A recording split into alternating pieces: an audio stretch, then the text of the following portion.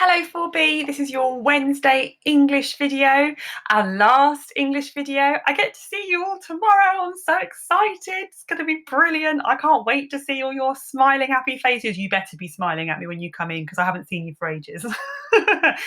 Okay, so today we're going to do our final description of a character and I'm going to take us right back, ready to get back into school. Our text this term is Varjak Paw, and today we're going to have a think about Varjak Paw to get us back in the frame of mind ready for our normal English lessons when we're back in class.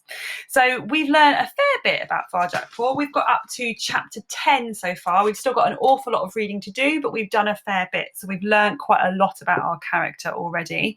The point at which we're at is Varjak has left the Contessa's house. He's out in the outside looking for a dog, isn't he? But today I'm going to ask you to describe Varjak Paw. Now, for some of you, I'm hoping this will make you feel very confident and happy with what you've got to do, because actually we've done quite a lot of work on describing Varjak Paw, and our description of Varjak Paw was part of our talk for writing actions and text that we learned a few weeks ago. In fact, when I started doing my writing to show you today, I realised that I was virtually coming up with lots of those words that had stuck in my head from when we learned it a while ago. So I'm hoping you've got lots of those ideas still going on in your brain. I'm going to read you the first chapter again of Varjak Paw because it helps us to really get to know him as a character to start with, and then hopefully you can build on that with what you know about him from the next few chapters. So today we are going to be describing a character. We're going to be describing a character, and we're going to be describing Varjak Paw as our character. I've put some pictures from the story on a slide here for you to be able to see. All of the pictures within the book are all just pencil drawings. There's no colour or anything more than that, but I actually quite like their simplicity. I like how it's nice and easy to see what the cat looks like, and actually we can come up with our own ideas because it's such a simple picture. It allows us to be quite creative. So I'm going to read from chapter 1 today that we've read before. It's just going to be a recap for you to remind you of all those things that you may have forgotten whilst you've been at home. Whilst I'm reading, just like with all of the other times that we've been doing this, I want you to write down any words that you think of so that you will be able to write an amazing description of Varjak Paw to get you ready to come back to school tomorrow. So, chapter 1. The elder Paw was telling a story. It was a Jalal tale, one of the best.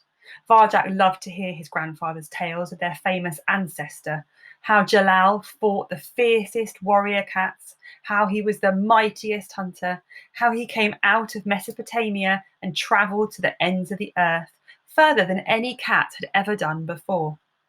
But today, the elder Paw's tale just made Varjak restless. So what if Jalal had an exciting adventure? Varjak never would. I think I'm going to write down already that I think Varjak is quite restless.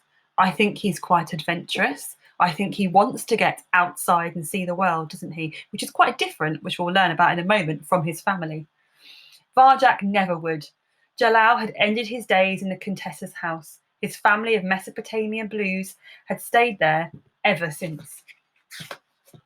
The old place must have been so full of light and life in Jalal's time, generations ago, but now it was full of dust and musty smells. The windows were always closed, the doors locked. There was a garden, but it was surrounded by a high stone wall. Jalal was the last to cross it. In all the years since, no one had ever left the Contessa's house.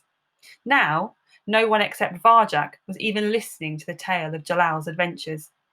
So actually, we could write down that we think that Varjak's a really good listener, couldn't we? Because he's listening to this story. He's intrigued. He wants to know more. Mother, father, and Aunt Junie were dozing in the late afternoon light that trickled through the thick green windows. His big brother Julius was flexing his muscles. His cousin Jasmine was fiddling with her collar.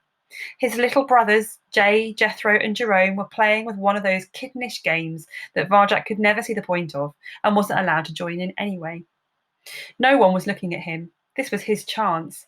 He'd been in the garden before, but the family didn't like it out there and never let him stay for very long. Stealthily, as Jalal himself, Varjak rose up and padded to the cat door. I think Varjak's quite brave, don't you? Because he's about to do something that the family don't want him to do. Go outside.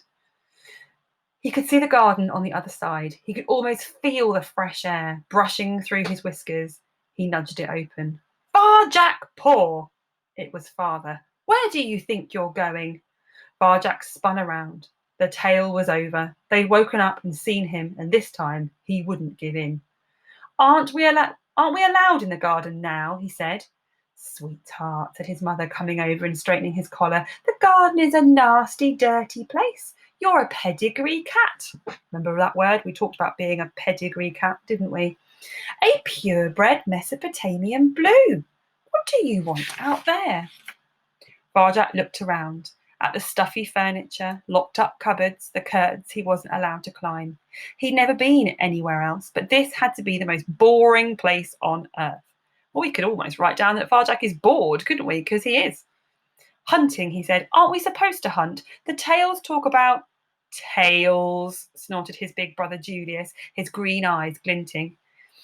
It was said that their ancestor Jalal had green eyes. Everyone in the family had them.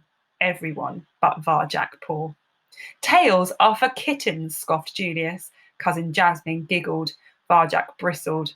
Jalal was a long time ago, said Mother, smoothing and grooming Varjak's silver blue fur until he wiggled away. Silver blue fur.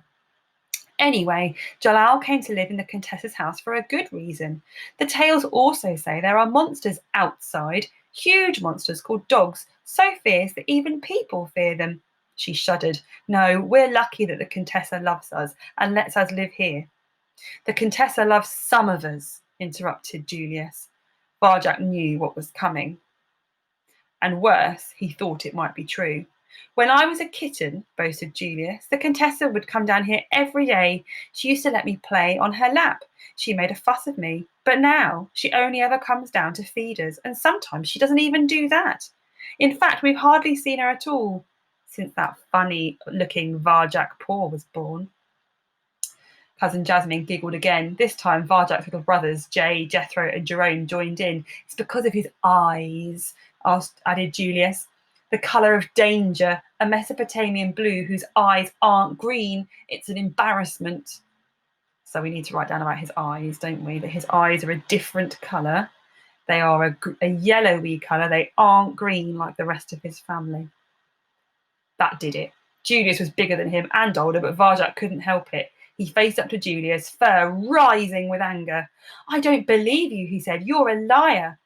Varjak, said father, that is no way to talk to your brother.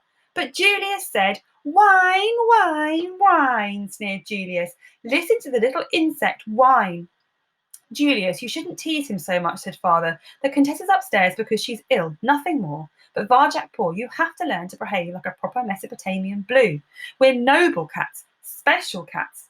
Nice words there. Noble, special. We don't run around calling each other liars. We don't talk about disgusting things like hunting. And we don't get our paws all muddy in the garden. That's not what being a blue is all about. Do you understand?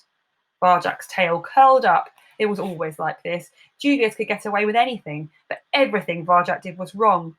Your father's talking to you, said Aunt Julie sternly. Do you understand? I'm going to leave it there. So, Varjak Paw, we know quite a lot about him. We've read beyond that chapter before. But to get you ready to go back to school, I want you to be able to describe him for me. We've done so much describing. I now want to know if you can remember about this character and what he's like, so that when we get back to school, we can read lots of Varjak Paw and you'll know what's going on. So I've done some writing. You can see from my writing that it started like our talk for writing ideas. And I've tried to change what I'm writing and put in some different adjectives.